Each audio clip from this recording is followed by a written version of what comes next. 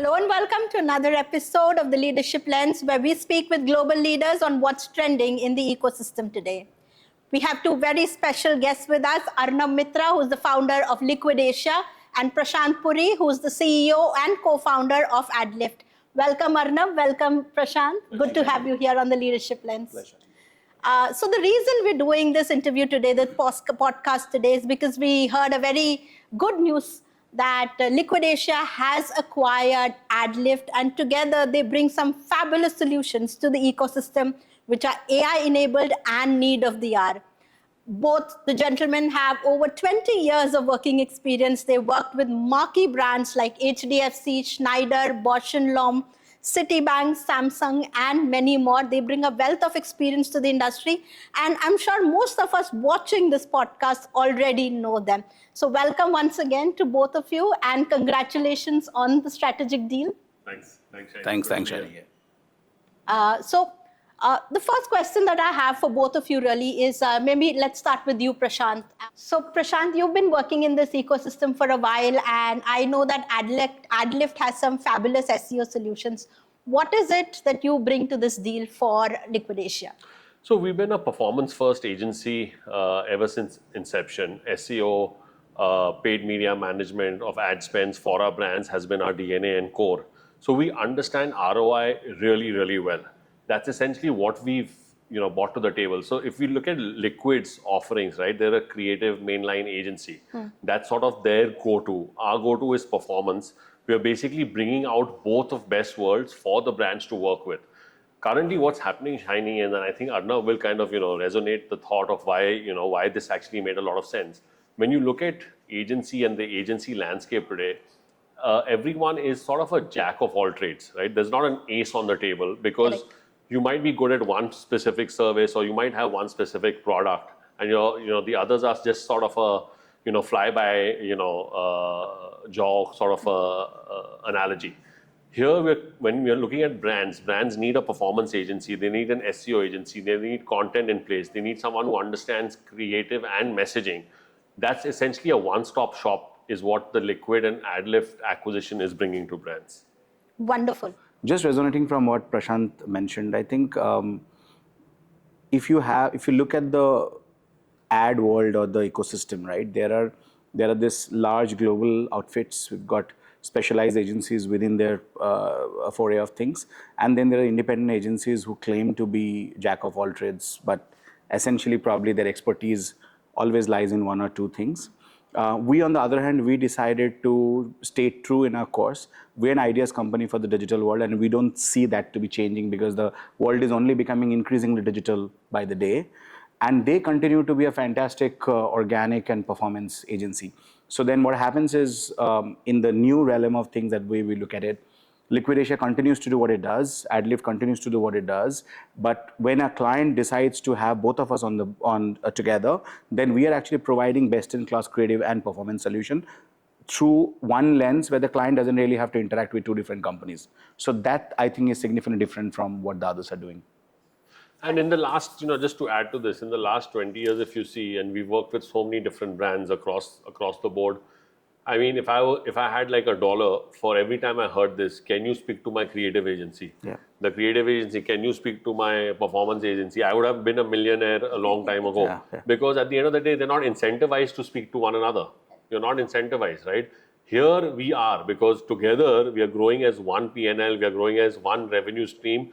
We have to make sure the brands grow if they're working with us on both services. So that's how we're kind of aligned to make sure the brand wins, and it's a win-win situation on both sides.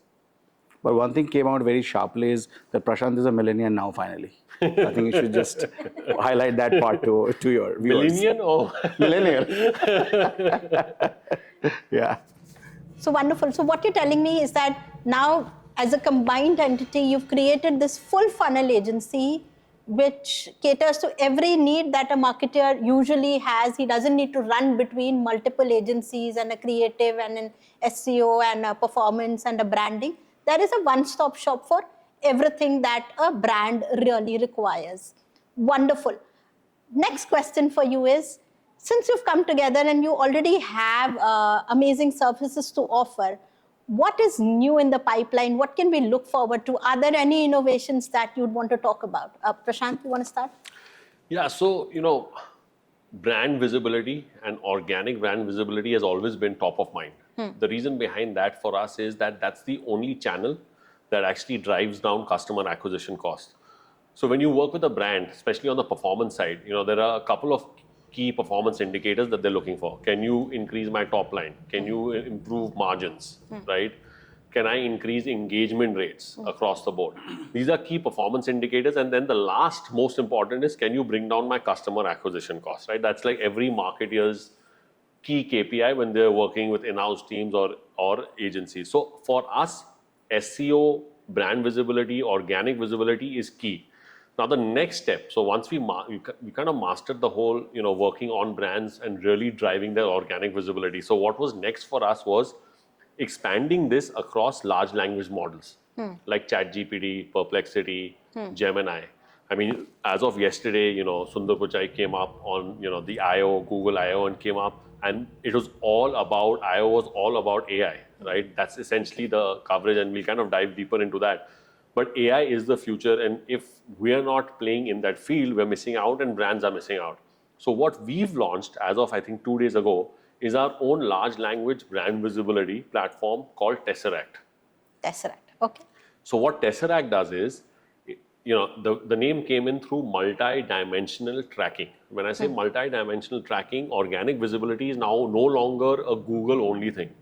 When brands are being discovered, they're being discovered on ChatGPT, they're being discovered on Gemini, they're being discovered on Perplexity, and a number of different other large language models, because the search is not just starting with Google. Today, people are searching for what's the best credit card for lounge access. That's happening on a ChatGPT as well as on a Google. People want to figure out what's a great EV car at sub $50,000, which gives you mileage of whatever, 25, 30 miles, to a gallon.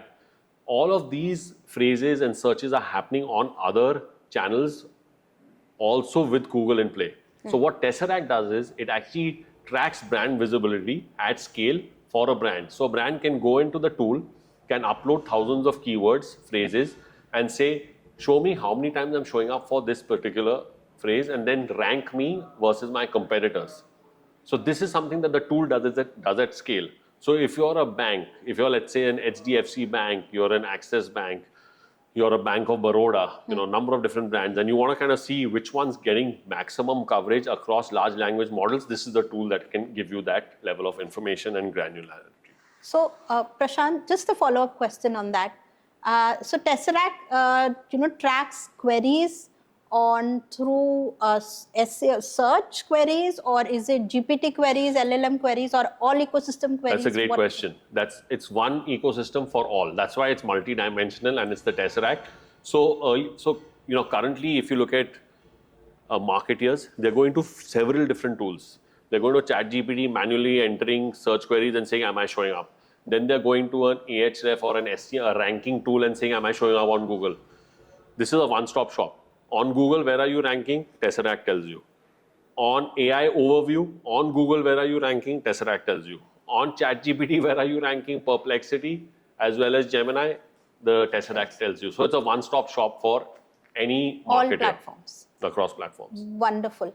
And that is very, very specific to performance marketing and SEO. And I know that GPTs are playing a huge role here. Where do you, when you are looking at it from a full funnel basis, this is part of the funnel. Where do you see growth coming from? Where are the, big hitters happening? That's actually a great question, Shiny. We keep on discussing this internally as well. And I think it's just yesterday somebody asked me that, what is happening at the creative space? Are we reducing the number of jobs because AI is doing so much work, right? Some of our brands essentially discussed with us that, is there a possibility for us to optimize budgets because now machines are doing a lot of work in the creative space? But, I think the way I look at it is, very clearly that the entire creative journey per se, right? Or the full funnel journey, if you think of it, it is just getting dissected for consumers through various channels, right? So I do not necessarily see Tesseract to be just a performance marketing tool anymore, because what you read on ChatGPT is also, or a Perplexity, is also a content that is coming from, a writer's vision about a brand, which has got onto a website, which then get crawled and then gets presented, right? Because that is where the knowledge is being built. So I think Tesseract for us is a big start, right, for us, which is currently operating at just the ranking play, but this might just traverse to a position where tomorrow this can potentially give us opportunities of such keywords or such queries that does not even exist in our mind, and thereby connect it to another platform, which creates a communication which just responds to that particular query. So for us, it's the beginning of a full funnel work that we have started. Yes, it starts with something more obvious, but I won't really discount it by saying it's just a performance marketing tool. So in many ways, it's our attempt to something much bigger. And I think the overall AI sphere itself is kind of going through a massive change. The other day, I met a young guy who's 23-year-old. He showed me how he's using WhatsApp and and another e-com portal and ChatGPT or some another GPT, where he's actually talking to the GPT and asking them to recommend shoes between 3,000 and 4,000 rupees and send the recommendation in WhatsApp, so that he can forward it to his friend group and they decide what they want to wear for a friend's wedding, right? So that kind of tells me that this entire shift is now starting somewhere, ending somewhere else. So we can't necessarily again create another tool which is going to address one part of the thing. So we are trying to build this tool. It is just a beginning for us to actually create a full funnel of everything that we intend to do. And this tool currently has already built APIs into Perplexity, ChatGPT. All of that is already happening, right? When Gemini. Now Gemini 2.0 has come. You have the whole agentic shift. You have image gen that rolled out. You've got VO. All of these will be built into the AI, to our Tesseract ecosystem. To sort of, what next after tracking, after figuring out where you are, what are you going to do about it, right? Yeah. Like how am I going to rank at a Forbes that's being mentioned? How am I going to be ranked in a specific blog that's been mentioned by a competitor? So all of that data and content, which is what we do, we live and breathe that in different ways and forms, will be integrated into the system.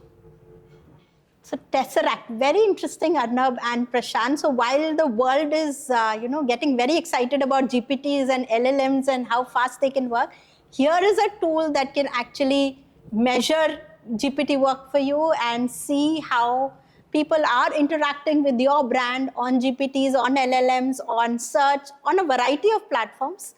And of course, in the future, they're bringing in analytics to the table where you can figure out what someone is asking a GPT about your brand, and then maybe put that out as a creative, as an answer, as a personalized communication to them. So a wonderful full funnel solution that is coming out here, and I say great potential here, great growth potential.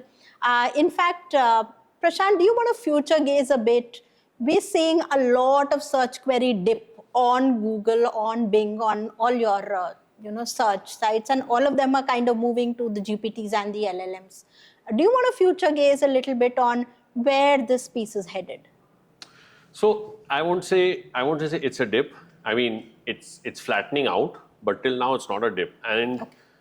I think every 5-7 years I hear this phrase which says Google is dying, Google is dead, and it never happens. I've been doing this for the last 20 years, so imagine I've seen the end of Google 4 or 5 times in my journey, and I strongly believe it's never going to happen, right? Because you've got the smartest of engineers there. I/O just happened. They blew everyone away, right? Like at this point, I think OpenAI is kind of thinking about what next and what are they doing. So they've always been on the forefront of innovation. The way users are searching is changing. So there is a new subset or new way of searches, a brand new on top of the Google way of searching. I'll give you an example. 2-3 years ago, if you were looking for a restaurant in Gurgaon or Mumbai, you would search for, give me the top restaurants for dinner in Gurgaon. Maybe you'll get a little bit more creative and you'll say seafood restaurant. That is the only other qualifier that you would put into Google. Today, ChatGPT is being used for, give me the best seafood restaurant in Parel, which also has gluten-free appam as an example, and great dinner, lighting, ambience. It is my, whatever, 10th wedding anniversary, is all thrown into ChatGPT. ChatGPT analyzes it, or DeepSeek analyzes it, and gives you relevant data, relevant options. Okay, it's not about booking a flight ticket from Mumbai to Gurgaon. It's about, I'm spending 5 days in Mumbai, 3 is a business trip, 2 I want to explore Mumbai. Give me options in South Bombay, North Bombay, blah, blah, blah, and build out my itinerary. That's what a LLM is being used for. So very different. We know, had we put in all of this data into Google, Google would have said, time out, I can't do that, right? So we never put that kind of data. If you look at a lot of recent, OpenAI data sets, the average search query on Google is 4.8, which is about 5 words per search query. On the other hand, ChatGPT is 24. That's the average. Wow. Right? So it's a completely new set. So as user behavior is evolving, is giving rise to new ways for you consumers to consume data and make logical decisions. So it's on top of what Google's already doing, and I would say Google is jumping in with a big way into this whole large language model with AI overview, and as of yesterday, AI mode. So they are putting users in the forefront. They're saying, I really don't care at this point if they click on my ad or not. AI overview is front and center, it's right on top. Correct. So should you choose to click on the brand, very good. If you've got what you've got and you want to get out of there, it's up to you. So they're focusing on user behavior also. Absolutely. Thank you, Prashant. Arnab, Prashant just spoke about Google's announcements a couple of days ago, and Sundar Pichai talking. And what really struck me is all the seamless shopping that you can do on Google. And e-commerce really looks like a piece of cake. And initially we used to have a website which will compare prices on multiple websites, and then you click on here and then you have a coupon somewhere else. It was a long journey and definitely not seamless. What Google has recommended a couple of days ago, what do you think it means for the e-commerce world, for the advertising world? Well, that's actually a very nice question. And we keep on, of course, because we have to kind of keep in touch with the trend, and because we're, at the thick of suggesting things for various brands, that what do they do and how do they really do things. See, Google, while they're an innovation business, but I think they're primarily also, a business of ensuring that for everything you need to remember Google and nobody else, right? So that's something they do really, really well. So I think to your specific question, that what is going to change in shopping, let's look at a portal like, say, Skyscanner. Now, Skyscanner for airline is what, say, a price comparison site for shopping would be, right? If today you go out and you see, I think only the digital natives have moved to Skyscanner. People are still using Google to go and type in, okay, flight from Mumbai to Delhi, and they're going to go and end up clicking, right? So I think the way the world is going to shift is also going to be in bits and pieces. I don't see everybody tomorrow morning starting to use all these tools, and thereby foregoing all the e-commerce portals or D2C portals that exist. I see it's going to be picked up by a certain generation of people, and I don't think any of us are sitting here going to do that, unfortunately. And there's going to be younger audience, a lot younger audience who would probably sub 20, who are in their mid. I don't know if you're below 20, but I'm saying that people who are below 20 are probably going to pick that up. And yes, absolutely. And I'd say that is the moat of the thing, right? So Google also is building for the future. The future, the way I look at it, they're going to be only glasses which will be connected to the internet, and I'm going to ask the glasses that, okay, she's wearing this dress. If I'm a female, I'll say, okay, I like this black shirt, and can you suggest me a similar black shirt? And it will say, okay, it has come from Gucci or whatever. And then immediately I will say, okay, let me purchase that. So I think that is the future that we are preparing for. I used to always think that the agency of the future is going to be the agency of the past. But I think in the last 2 years with this AI coming up, it has challenged that thought so much. I don't think the agency of the future is going to be anything like what the agency of the past is. So the marketing of the future is not going to look like anything of marketing of the past. And we will probably be the last generation of people who will really be able to move fast and kind of learn these things. Generations earlier to us, I think they have already missed the bus. Why? Because I think the learning is significantly higher. Like we speak of Tesseract over here. Tesseract is beautifully, getting everything in one place. it's a fantastic work by Prashant and the team that worked on it.